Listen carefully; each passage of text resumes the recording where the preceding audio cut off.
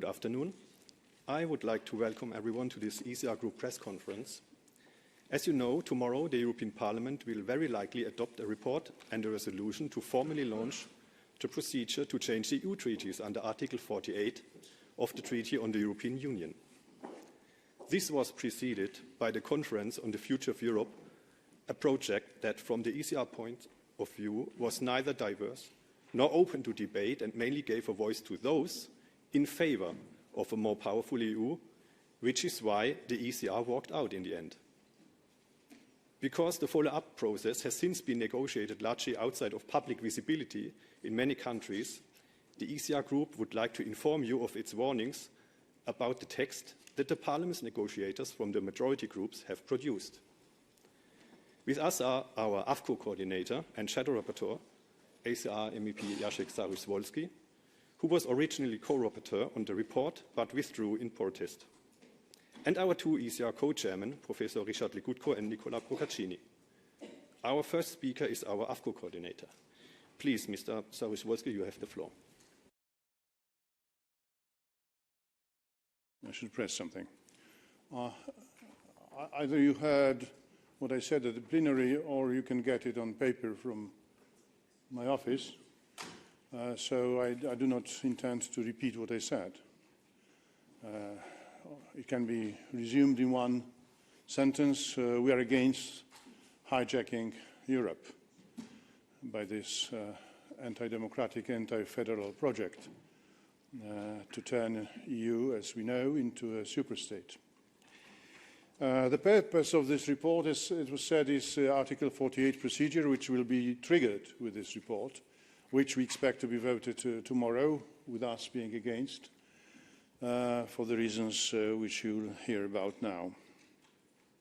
There are 267 changes in the treaties proposed. I was one of the 6 co-rapporteurs, and I left in the final stage when the principle announced at the beginning of consensus among the 6 co-rapporteurs was violated outright.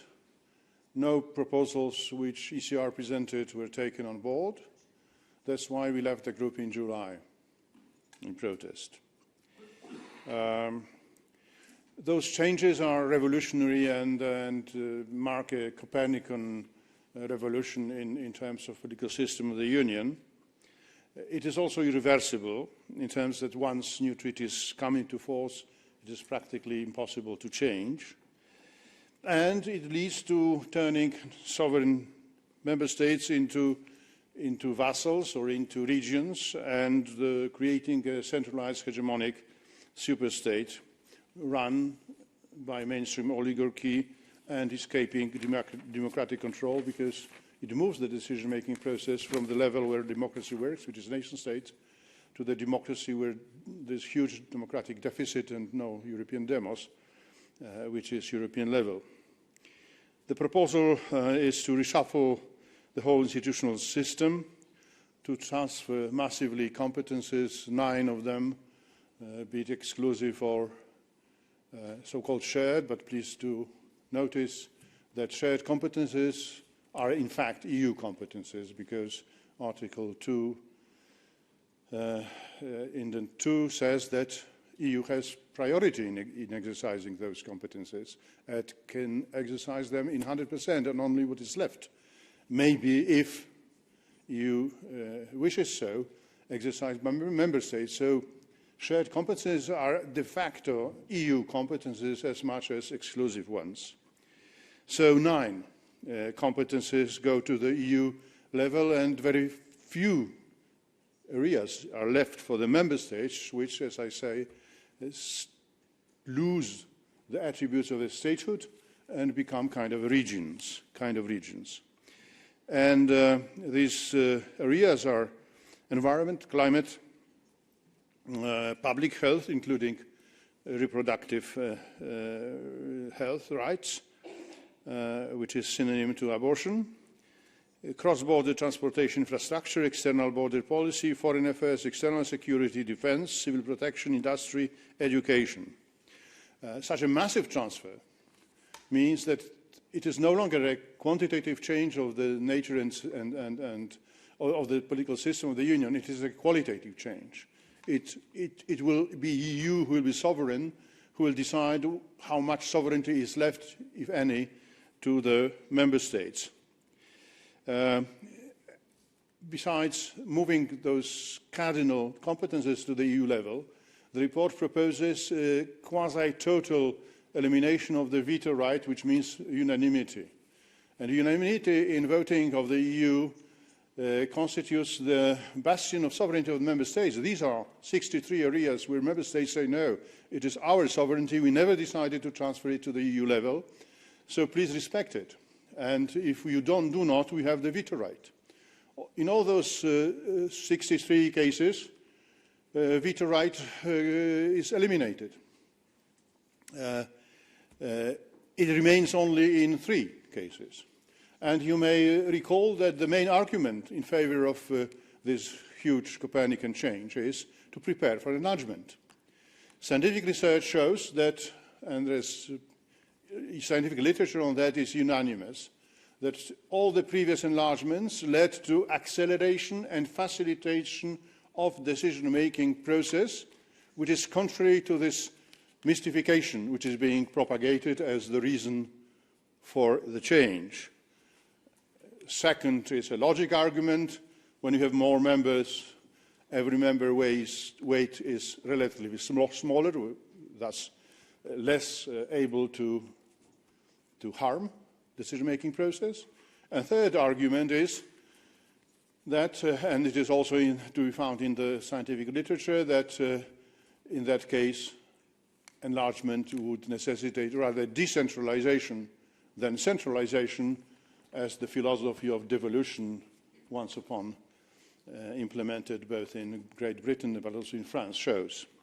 So it is a fake argumentation behind, and the proof is that among those 3 vetoes left, there are 2 unimportant. One is about Council in simplified procedure changing the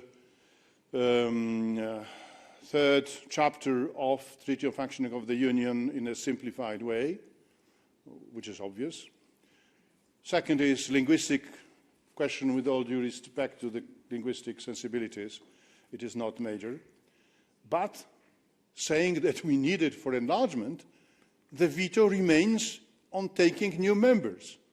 These are Himalayas of hypocrisy and show how fake the whole argumentation is. So, replacing unanimity in 33, nearly everywhere, places and liquidating veto right, and passing to qualified majority, by the way, changing the present double majority thresholds from 55 and 65% of states and population to 50-50, which means that big boys, big countries would be able to run alone the EU. For example, for Germany, France, Italy and Spain, 57% of the population, cooptation of 10 small countries is easy, it's a peanut. They could run against the EU against the will of remaining 23 member states. That's where the reform or the change leads. Euro to become obligatory, which means that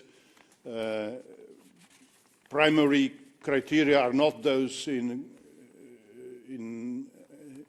enshrined in Maastricht convergence criteria, which means healthy, rational economic thinking, but a political imperative, political order, take euro, whatever, is to be put into place. Also, changes of institutional nature, reforming and renaming the Commission. For those who lived under communism, it sounds dangerous because Commission would become executiva. This was the name of Communist Party cellules from down to the top. And commissioners would become secretaries, which was the nomenclatura of Communist Party in the Soviet bloc.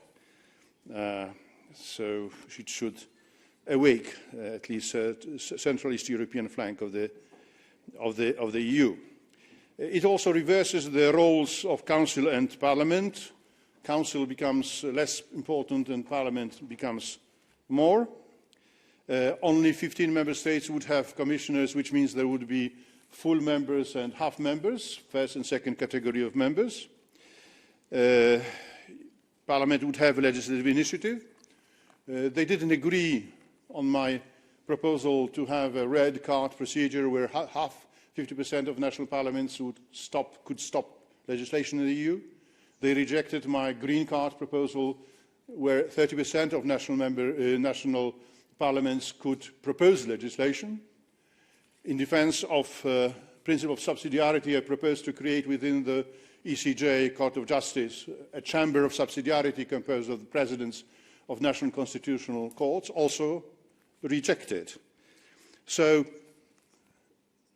empty words about democracy, participation, citizens, but everything goes in the opposite direction. Another change facilitating to grill and sanction member states would be to punish and to sanction member states under Article 7.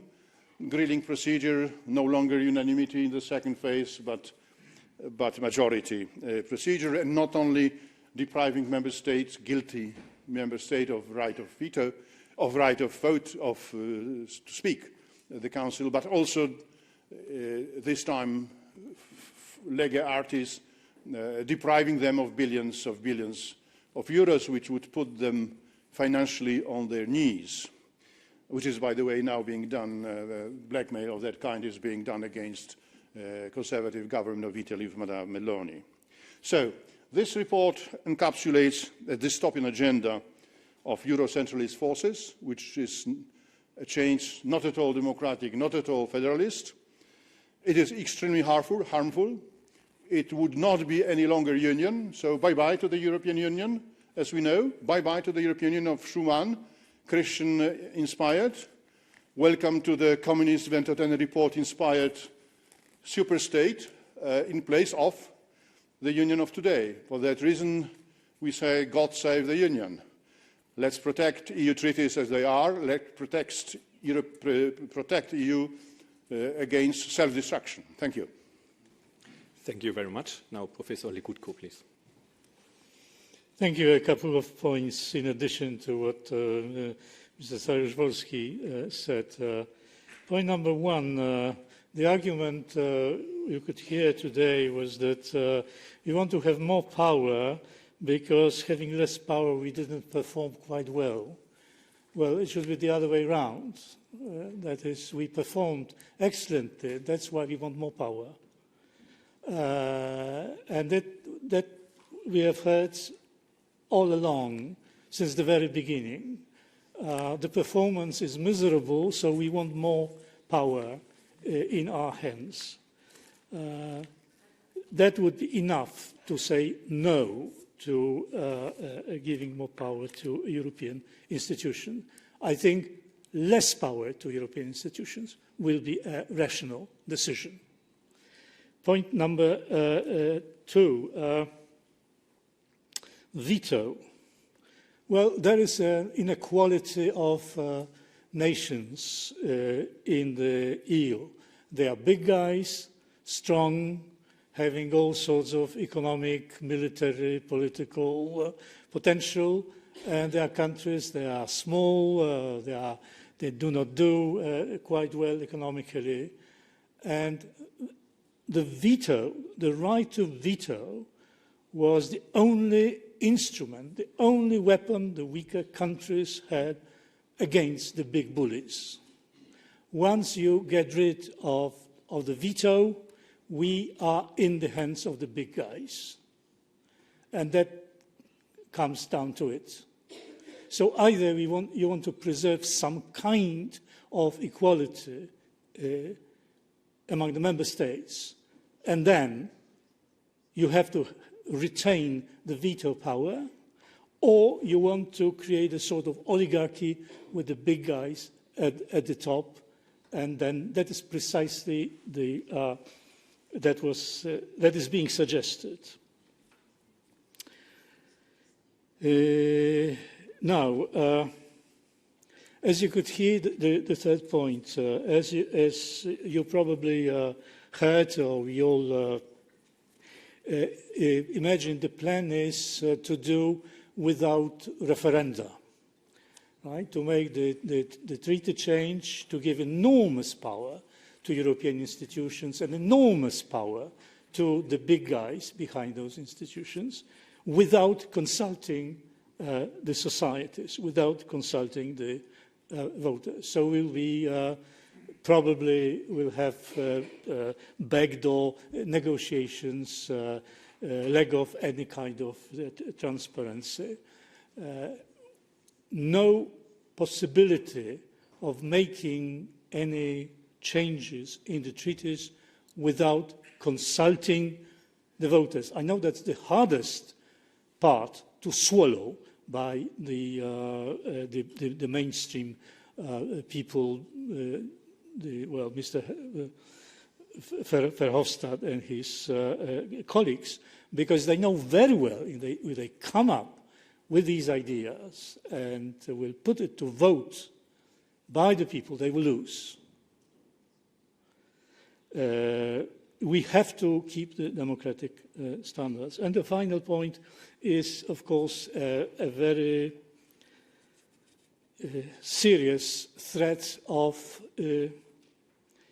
ideological despotism.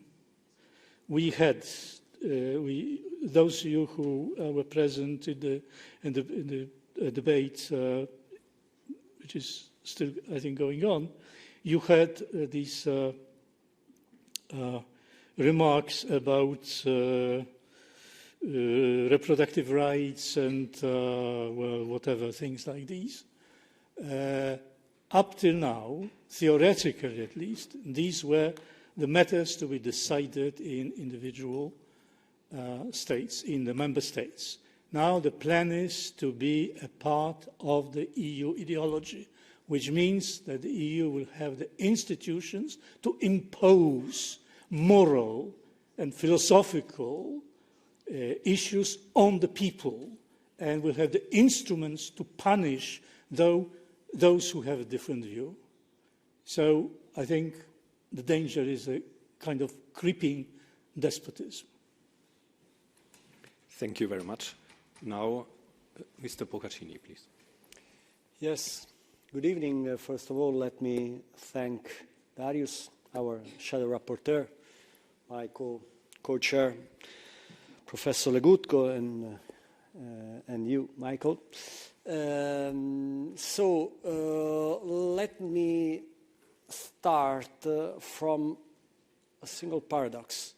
Do you know our name is European Conservatives and Reformists? Because we are conservators about our value, and we are even reformists about the European Union. This is why we were founded, our group was founded. And now the paradox is that we are the ones who wants keep the original idea of European Union still alive.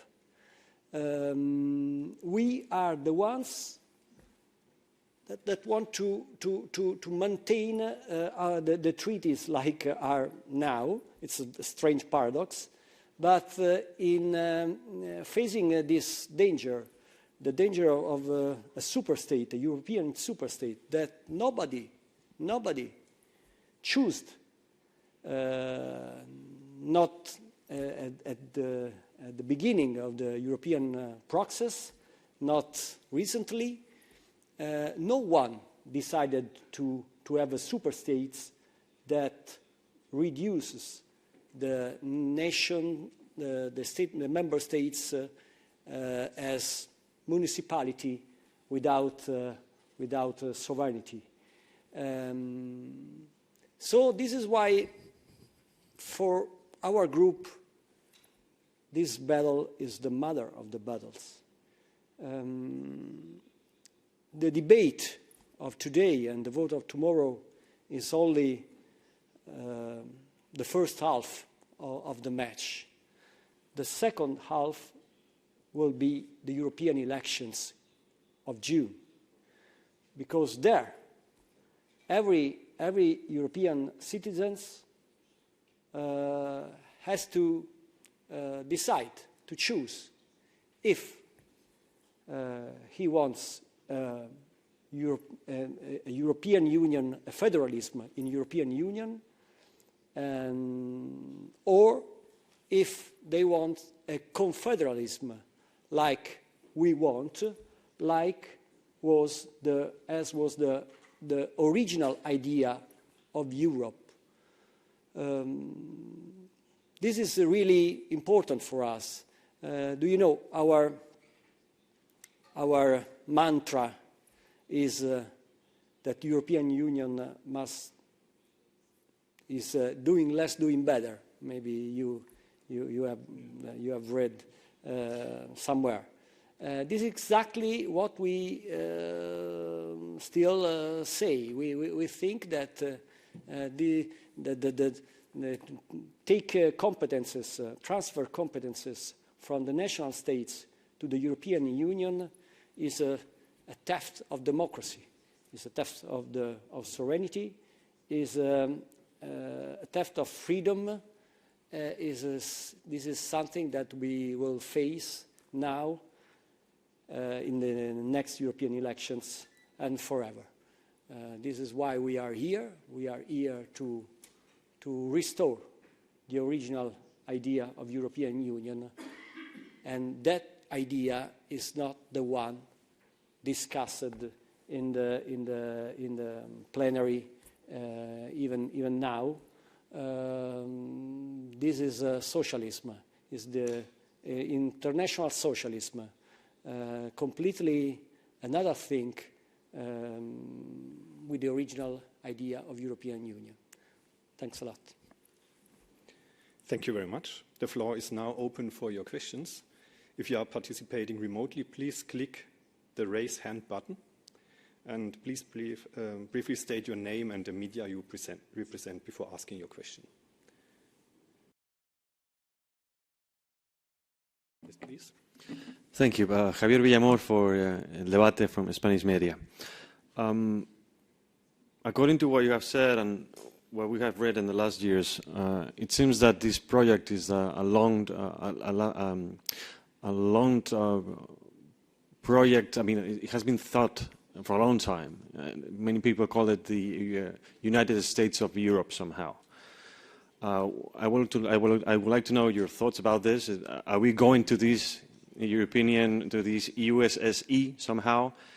And if you think that in the next elections, European elections on June next year, this could be changed, because it seems that whether there is a conservative or a leftist government, the project is still going on. Thank you.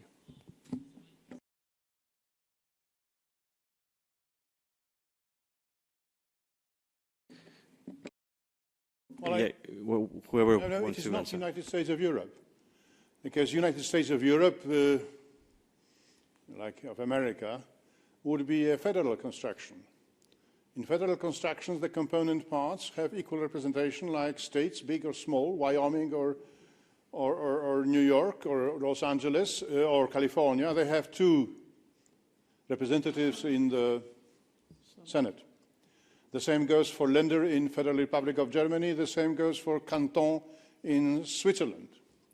It is anti-federal, so it is a state, a superstate, hierarchical, in a pyramidal shape, with a hegemon on the top, and whatever terminology you, peripheries, vassals in feudal terms, subjects to the directoire, to refer to the French political language, and so forth. And if I would, although I'm not neither historian nor constitutional historian, I think that it would resemble the Second Reich, where there was a Prussian hegemon and dependent others. So no United States of Europe, superstate with a hegemonic core and periphery or dependent or second-range regions deprived of the true attributes of sovereignty as such. So the answer is no, not European states of Europe. It's anti-democratic, as I said, because it takes away decisions from the level where democracy works into the level where democracy, due to this, I mean, all the scientific literature agrees there is a huge democratic deficit.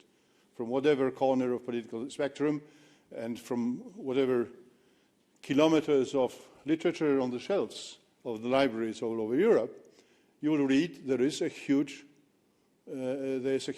persistent democratic deficit. And the answer, very simplified, is because there is no European demos. There can be fully fledged democracy when there is no demos. Perhaps in whatever long time ahead, why not? Who knows? But for the moment, it is a power grab. It is not a democratic solution. Thank you. About the, you can answer, yeah, whoever wants to answer. Also about the elections, because ACR is growing in the polls, so maybe you have the force to stop this somehow. Well, we hope so too, but we'll see what the people will say. You could see that these are five political groups. On the left-hand side, you have the communists. On the right-hand side, you have a group that calls itself sometimes Christian Democrats, but they are Christian Democrats by name, as the agenda is the left-wing agenda. So you see, it's a big thing, right? A big bulldozer.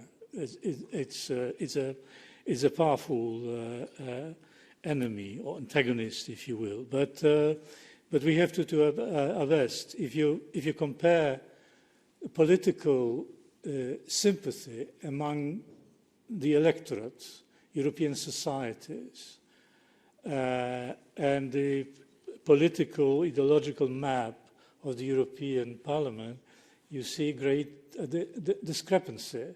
I mean, these five groups, they are very influential and they have many supporters in the societies, but still they do not represent such an overwhelming majority in the societies as here. So there is a discrepancy between people's genuine political preferences and their representation in the European institutions. So I think this should work in our favor, but, well, we'll see. Certainly the big guys, the mainstream parties will use the powerful propaganda machinery and probably also indirectly funded by some European institutions. But yes, I just want to add to, if I may, to something what Saryusz-Wolski said, namely that creates political pathology, because on the one hand you have the system that is described in the treaties, whether the current treaties or the new treaties, and on the other hand you have the real thing, right? You have structures of power that are not defined and limited, right, and clearly identified in the treaties. That's how the decision-making process is going on within the EU, and that will even deteriorate when the suggested change will come into effect. I hope it won't, but that will even make the situation worse and more pathological. There is too much political pathology in the EU. Very shortly. I can know the future. I can know the results of the next European elections. What I know is that that we are strongly aware of our thoughts, of our topics. We talk for ourselves. We can talk for others. But I think we want to fight inside the parliament. We don't want to fight outside the parliament. We want to fight outside during the election, during the campaign, but our fight is inside. And we think that we can talk with everybody, with every group, with every single map, because I think that we have space for relationship with a lot of maps, a lot of delegations, and we can, I don't know if we will win or if we will resist to this project, but we'll do our part, our best. And I'm optimistic because I think that if you speak with your citizens in Spain or wherever, I think they love Spain, and I think they want to remain Spanish, and they want to have a European Union that respects the nations. So this is why we are optimistic. Okay, thank you very much. As we started the press conference with a delay and we have to leave the room, we should change the system, and I would suggest that you ask a short question with a short reply, and maybe the journalist could address the person they want to ask the question, please. Yeah. Je vais poser ma question en français. Est-ce que vous pensez que le... Sorry. I see that some of the interpreters have already left, so we have to switch in English. Ça va, on comprend. Bon.